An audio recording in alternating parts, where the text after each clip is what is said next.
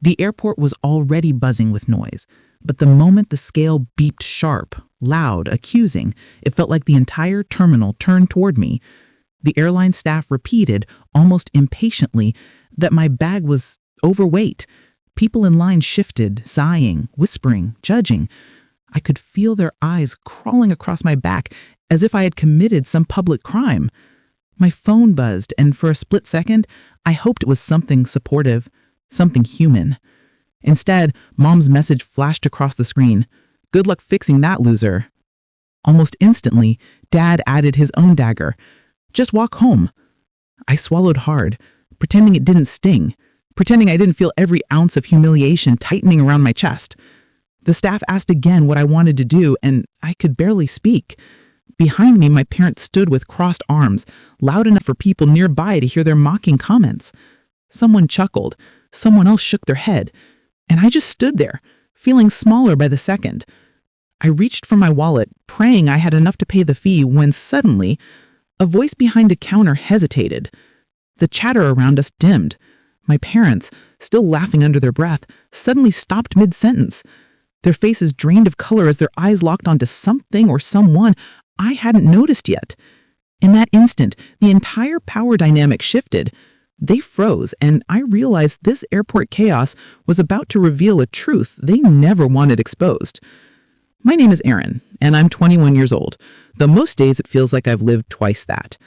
Growing up, I learned early that some families don't need fists to break you. They use words. My parents perfected that art. To the outside world, they looked polished and respectable. But behind closed doors, they carved into me with constant criticism, subtle jabs, and reminders that I wasn't enough. If I scored well, they said I got lucky. If I failed, they said it proved who I really was. Over time, their voices rooted themselves so deeply in me that I started believing them. The airport humiliation wasn't new.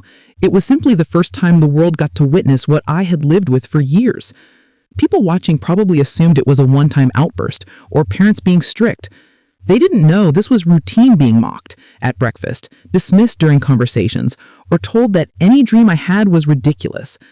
Every step I took felt measured against standards I never agreed to. The trip I was trying to take wasn't just a vacation. It was my attempt to breathe for the first time in years, to get space from a house that felt more like a tightening cage. I had saved quietly, planned carefully, and hoped that maybe distance would help me figure out who I was when their voices weren't shaping every thought.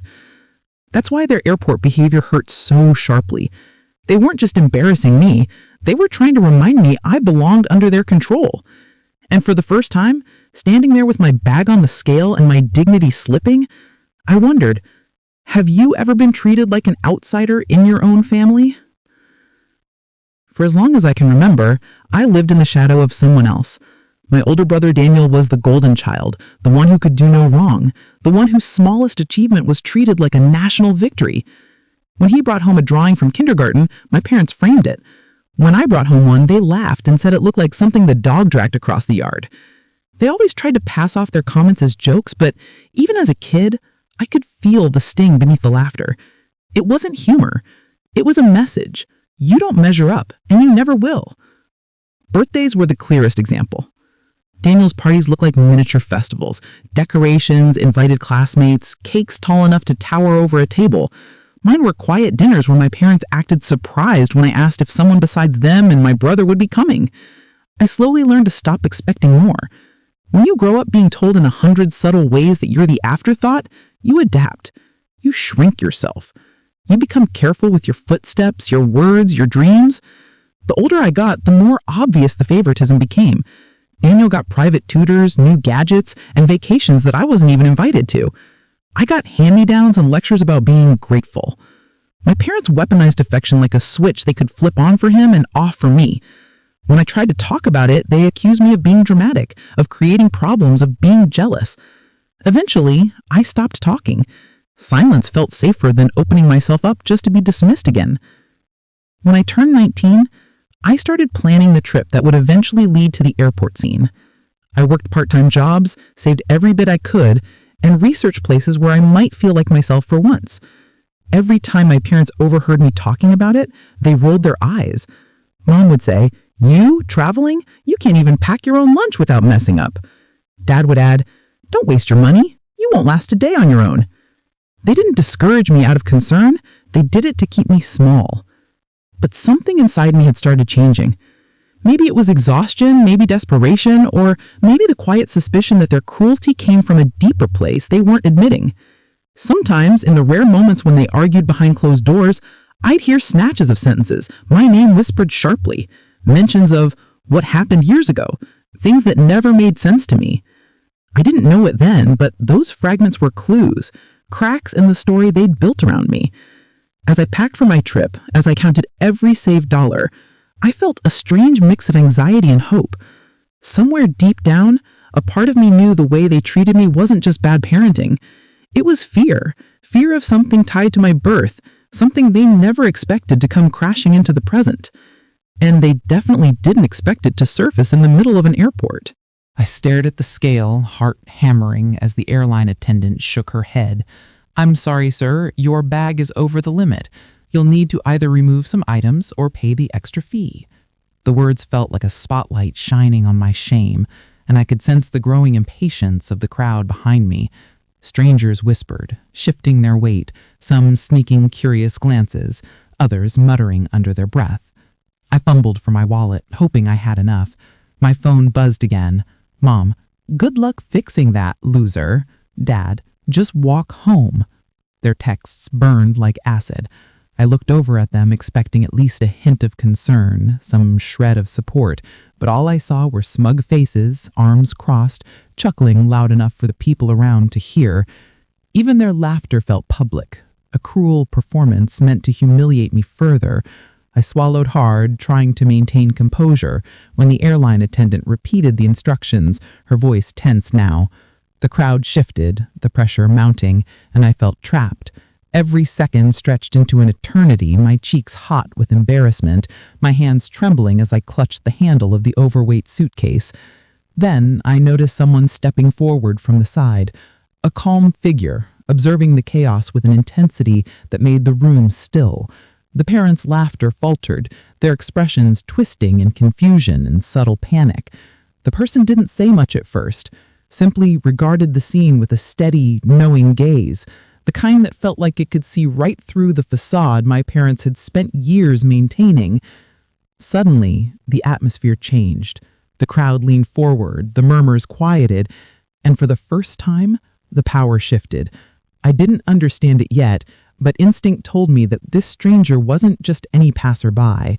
Whoever they were, they had a connection to something my parents had desperately tried to hide, a secret that, once revealed, could unravel the careful image they'd built over decades. And in that moment, my humiliation at the airport became the spark that would ignite a chain of revelations my family could never undo. The stranger finally spoke, their voice calm but carrying an authority that made everyone around us pause.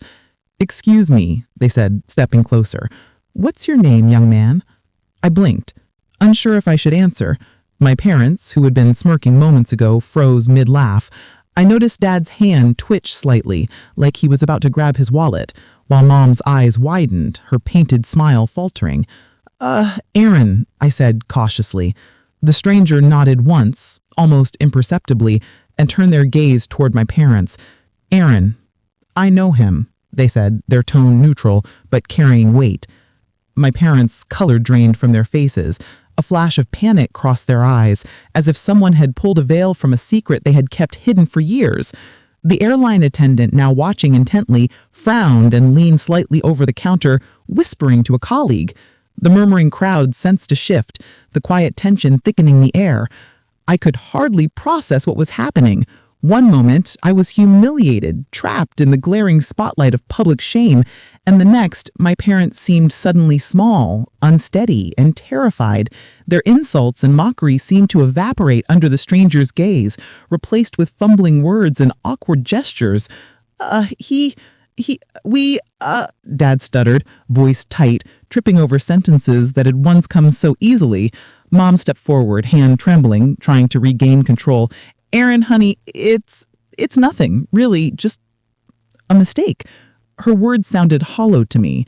I took a step back, the crowd leaning in, And in that moment, fragments of memories rushed through my mind. Times when my parents had whispered in urgent, tense tones behind closed doors. Times when I felt different from Daniel, from every other kid at school. The way I always noticed the odd, fleeting glances from distant relatives, as if they were silently questioning something about me that I couldn't understand. I had always chalked it up to normal sibling rivalry or parental favoritism, but now, pieces of a puzzle I didn't know existed seemed to snap into place. Do you know him?" Mom asked nervously, her tone sharper than she intended, revealing both curiosity and fear. The stranger didn't answer immediately. They scanned the room, the airline staff, the passengers, and finally locked eyes with my parents. "I think it's time we stopped pretending," they said evenly, and the parents flinched. Their faces tightened as though preparing for a fight they could not win. The scale, the luggage, and the tiny airport drama became insignificant. All that mattered now was the secret that had been simmering for decades. I could feel my chest tightening, adrenaline mixing with a strange sense of vindication. Every second stretched as the parents' stammering continued, the stranger's composed presence unwavering. The murmurs from the crowd turned into quiet whispers of anticipation, strangers leaning in as if sensing a dramatic story unfolding in real time. It was surreal, humiliation and justice, shame and revelation, all colliding in a single moment. I glanced at my parents, at their paled, shaking faces, and realized something I had never dared to believe. This was the first time anyone outside our home had recognized the imbalance, the cruelty, the lies. And with that recognition came power. I turned slightly toward the crowd, aware of the eyes on me, and wondered silently, if strangers defended you from your own family, what would you do? The answer, I was beginning to understand, was about to change everything. The stranger stepped closer, their gaze fixed on me, as if they could read my entire life in a single look. Then, in a voice that carried quiet authority but undeniable familiarity, they said, "Aaron, you look exactly like her." The words froze the room. My parents' smug expressions disappeared instantly, replaced with a combination of fear, recognition, and guilt. Mom's hand flew to her mouth, and Dad's jaw tightened, as if trying to lock away a memory that refused to stay buried. I blinked. "Her? Who?" I asked, my voice barely above a whisper. The stranger glanced at my parents, their tone unwavering. "Your parents know exactly who I mean. You're the spitting image of someone they wished they could forget." The crowd had stopped murmuring. Even the airline staff seemed to lean in, sensing that this confrontation was no longer about luggage or public embarrassment. The entire terminal felt suspended in time, each heartbeat echoing the tension in the air. A flashback hit me suddenly, snippets from childhood that never made sense, hushed arguments, mysterious phone calls, whispered words I wasn't supposed to overhear, the way I always felt out of place in my own home, the way my parents' smiles never reached their eyes when they looked at me. Everything clicked. The stranger's words weren't random. They were pointing to a truth my parents had buried, a secret I had unknowingly carried with me all my life. Mom's voice shook. "Aaron, it's nothing you think." But her words fell flat. Dad tried to intervene, stammering, it's complicated." Complicated didn't begin to cover decades of lies, of manipulation, of silent guilt that had dictated my life. The stranger revealed the final piece. I had not been raised to be a failure. I had been shielded, hidden in plain sight, a living reminder of a past my parents wished to erase. Adoption, abandonment, or the aftermath of a betrayal, whatever the exact details, the truth was clear. I was never the problem. The problem had always been their shame, their secrets, and the way they projected it on me. By now, the terminal was silent, passengers watching as the parents' carefully constructed image crumbled. Friends and strangers alike could see the fear in their eyes, the way they had been caught in a web of their own making. My parents, who had mocked me without restraint only moments ago, now looked powerless, their arrogance stripped away in an instant. For the first time, I felt a strange mixture of vindication and sorrow. The person who had humiliated me for years, the parents I had depended on for love, were exposed for what they truly were. And though the airport chaos had begun with an overweight bag, it had escalated into the unraveling of a lifetime of secrets, lies, and misplaced blame. As the stranger's presence continued to hold the parents accountable, I realized the consequences wouldn't end at the terminal. Their empire of deception, carefully maintained for decades, was about to fall apart in ways they could never have imagined. And in that moment, I understood that the humiliation I had endured for so long was only the beginning of the story being finally set right. The moment the truth hung in the air, the chaos escalated.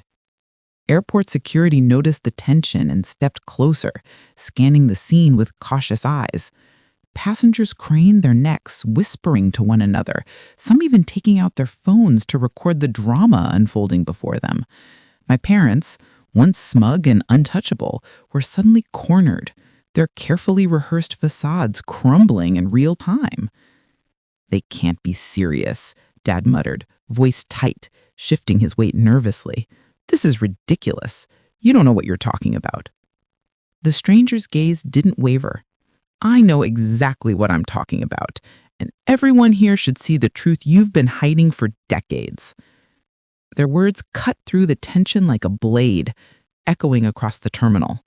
Mom's hands trembled, her face pale as she tried to speak, stammering, "Aaron, it's not what you think." But no one believed her. Not the strangers recording, not the airline staff, and most importantly, not me. I felt a strange mix of shock, disbelief, and a growing sense of clarity. The humiliation that had consumed me moments ago now mingled with vindication. I realized that the lies, the favoritism, the cruelty I had endured for years were not my fault. And seeing my parents falter so publicly, I understood something fundamental. The people who should have protected me had failed, and it was time to step out of their shadow. Support came from the most unexpected places. A fellow passenger whispered encouragement. Another offered a small nod of solidarity. The stranger stayed by my side, quiet but unwavering, a reminder that not everyone believed my parents' lies.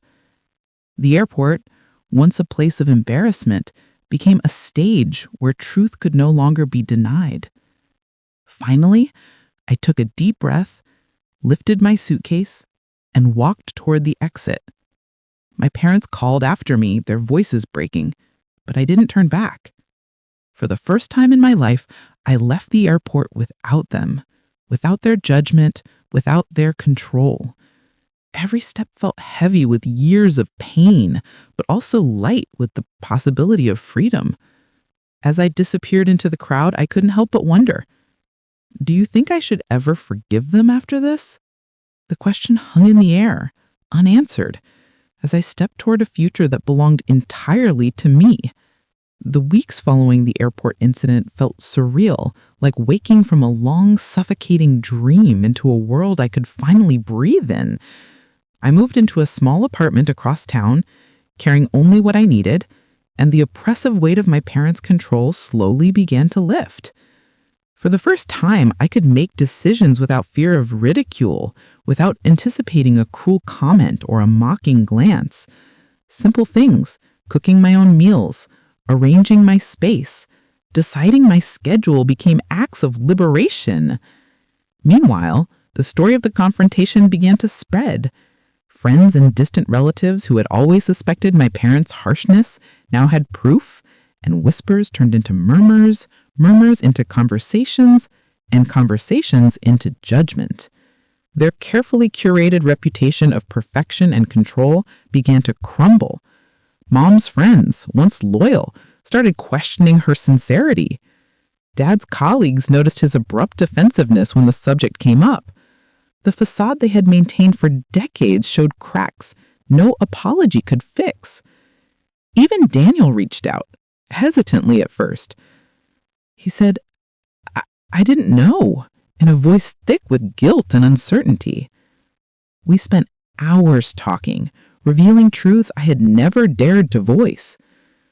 I realized that my brother had been caught in the same web of secrecy and manipulation, though from a different angle. Sharing our experiences was painful, but necessary, and it marked the start of a relationship built on honesty rather than fear. I began therapy soon after, unpacking the decades of subtle abuse and internalized doubt. Sessions were draining, often leaving me raw, but they were the first real step toward understanding myself. I learned to recognize manipulation, to set boundaries, and to reclaim the confidence that had been chipped away over years of criticism. Simple accomplishments, completing a work project, standing up for myself in public, making independent choices, started to rebuild my sense of worth brick by brick. I also discovered the joy of forming relationships that didn't come with strings of expectation or judgment. Friends who encouraged my independence, mentors who believed in my potential, and even strangers who offered kindness helped me realize that family was no longer the only source of validation.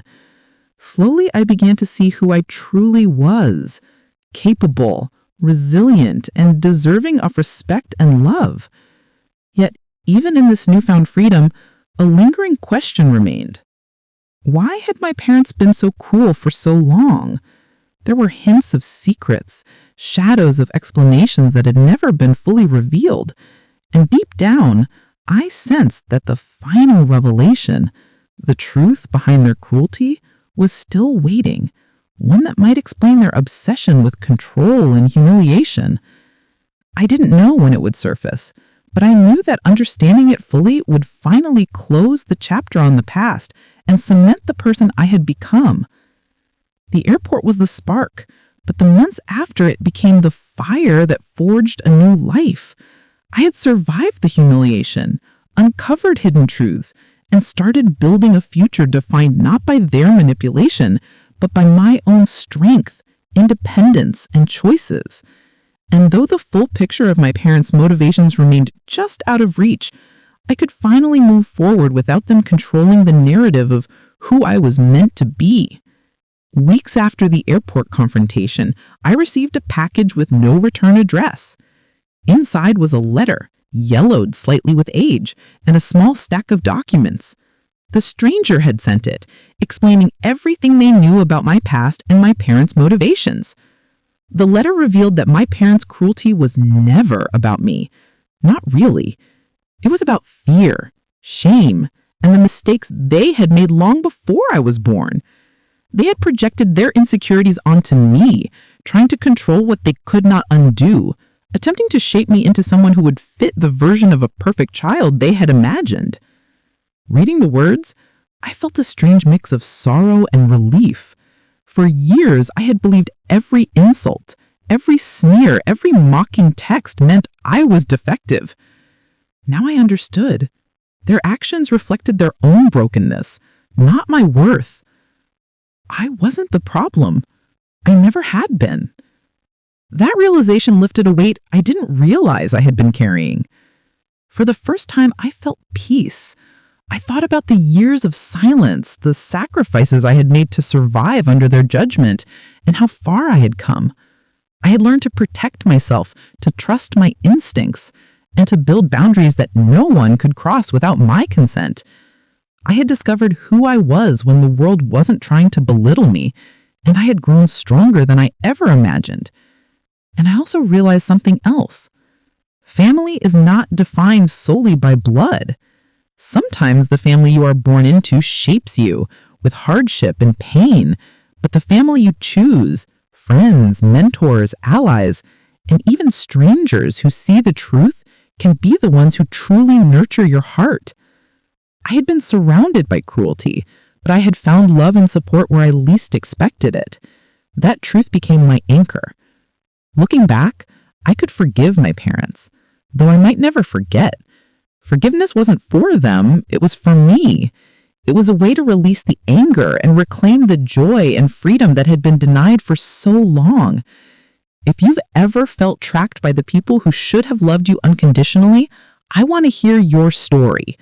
Breaking free from toxic family cycles is terrifying, but it's also the path to discovering your strength, your worth, and your true family.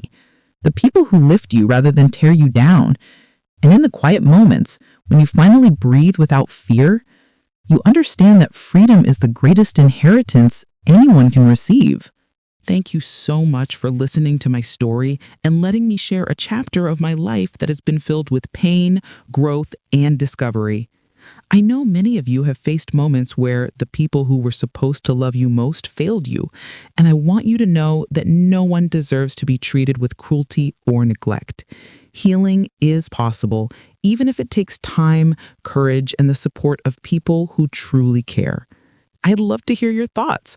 What do you think about my parents' behavior? Could you have handled the situation differently?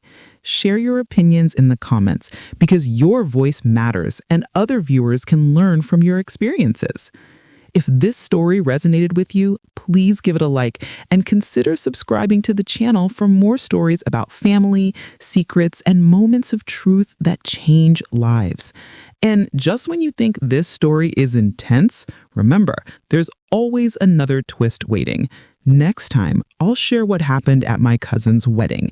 And trust me, it's a drama you won't want to miss.